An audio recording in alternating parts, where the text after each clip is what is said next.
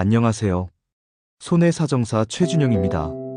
오늘은 조금 생소하지만 보험금 분쟁에서 자주 등장하는 질환, 바로 모야모야병 I67.5에 대해 이야기해 보겠습니다. 이 병, 이름부터 조금 특이하죠? 모야모야는 일본어로 연기가 피어오르는 듯한 이라는 뜻인데요. 이 병의 가장 큰 특징이 바로 뇌혈관이 연기처럼 가느다랗게 퍼져 있는 모습이라 그렇게 불립니다. 자, 그럼 하나씩 알아볼까요? 모야모야병 I67.5의 뜻. 모야모야병 I67.5은 뇌혈관이 점점 좁아지거나 막히는 희귀한 뇌혈관 질환입니다. 뇌로 피를 보내는 주요 혈관이 막히면 우리 몸은 피를 돌려보내기 위해 주변에 새로운 미세혈관을 만들어내는데요. 이 혈관들이 마치 연기처럼 퍼져 보여서 모야모야라는 이름이 붙은 겁니다. 즉 모야모야병 I67.5의 뜻은 뇌의 혈류가 점점 줄어들면서 뇌 손상 위험이 커지는 질환이라고 이해하면 됩니다. 이 병은 단번에 오는 급성 뇌졸중과 달리 서서히 진행되며 만성적으로 뇌혈류가 떨어지는 게 특징이에요. 모야모야병 I67.5의 증상.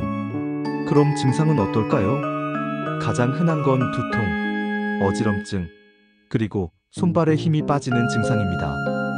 일시적으로 말을 잘 못하거나 한쪽 팔다리가 마비되는 일과성 허열 발작도 자주 나타납니다.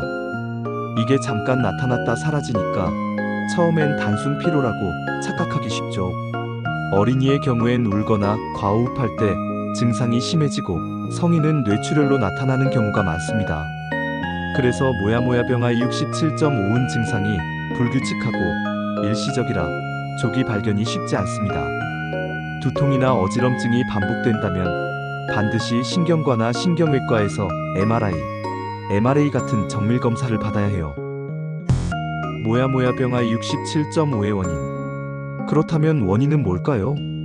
아직 완전히 밝혀지진 않았지만 RNF213이라는 유전자 이상이 가장 유력한 원인으로 알려져 있습니다. 특히 동아시아, 즉 한국인과 일본인에게서 많이 발견되죠. 이외에도 자가면역 질환, 감염, 방사선 치료, 손상 등 후천적 요인이 함께 작용할 수 있습니다. 즉 모야모야병 I67.5은 선천적 요인과 후천적 요인이 복합적으로 작용하는 질환입니다. 또한 혈압 불균형, 만성 스트레스, 흡연 같은 생활 습관도 간접적으로 영향을 줄 수 있다고 보고되고 있습니다. 모야모야병 I67.5의 수술. 치료는 어떻게 할까요? 현재까지 모야모야병 I67.5를 완치시키는 약은 없습니다. 그래서 수술을 통해 뇌로 가는 혈류를 우회하거나 새롭게 만들어주는 방법을 씁니다. 대표적인 수술이 직접 혈관문 합술이에요. 두피에 있는 혈관을 뇌의 혈관과 직접 연결해서 피가 잘 돌게 하는 수술입니다. 또 다른 방법은 간접 혈관 재건술로 두피나 근육, 조직을 뇌 표면에 붙여서 시간이 지나면서 자연스럽게 새로운 혈관이 자라나도록 유도하는 방식이에요. 이렇게 수술을 하면 뇌혈류가 개선되고 재발을 막는 데 큰 도움이 됩니다. 특히 증상이 자주 반복되거나 MRI상 혈류 저하가 확인된 환자는 가능한 한 빨리 수술을 받는 게 좋습니다. 모야모야병 I67.5 진단비 면책. 이제 보험 얘기를 해볼게요. 손해사정 실무에서 모야모야병 I67.5 진단비 면책은 굉장히 중요한 쟁점이에요. 왜냐하면 일부 보험사들은 이 병을 선천성 질환으로 보고 진단비 지급을 거절하기 때문입니다. 하지만 실제로는 후천성 원인으로 인정되는 경우가 많습니다. 성인이 된 이후에 처음 증상이 나타났거나 이전에는 아무 이상이 없었다면 이는 선천성 질환이 아니라 후천적 진행성 질환으로 보는 게 타당하죠.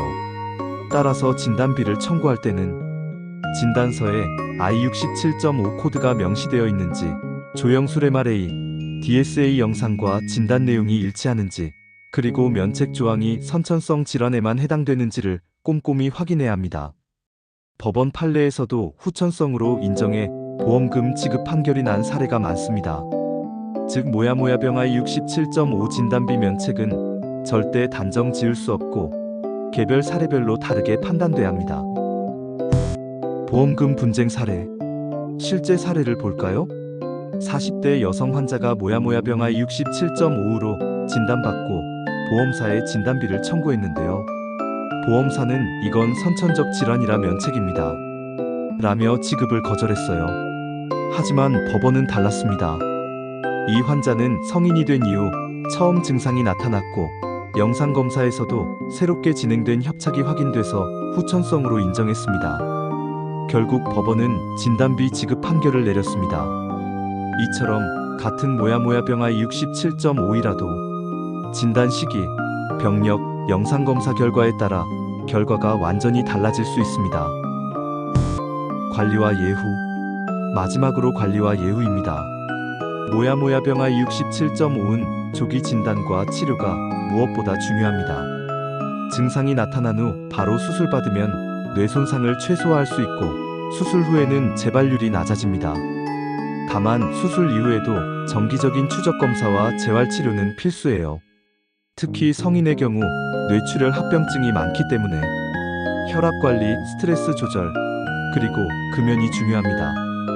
수술 후에는 항열소판제 복용과 정기검진을 꾸준히 이어가야 합니다. 손해사정 실무정리. 정리하자면 모야모야병 I67.5 관련 보험 실무에서는 진단서에 코드 I67.5가 명시되어 있는지, 영상검사 결과와 진단 내용이 일치하는지, 면책 조항이 선천성에만 적용되는지, 수술 기록과 입원 기록이 모두 확보되어 있는지, 법원 판례를 근거로 설명할 수 있는지를 반드시 확인해야 합니다. 이 5가지가 제대로 정리돼야 진단비 면책 분쟁을 막을 수 있습니다. 결론적으로 모야모야병 I67.5는 희귀하지만 조기 발견과 수술로 충분히 관리 가능한 질환입니다. 단순히 뇌혈관이 막히는 병이 아니라 뇌혈류가 서서히 줄어드는 만성진행형 질환이죠. 뜻을 제대로 이해하고 증상과 원인을 정확히 구분하며 수술 시기와 보험 면책 여부까지 꼼꼼히 살펴야 합니다. 특히 보험금을 청구할 때는 모야모야병 I67.5의 뜻, 증상, 원인, 수술, 진단비 면책, 이 5가지 요소를 반드시 확인해야 억울한 부지급을 막을 수 있습니다.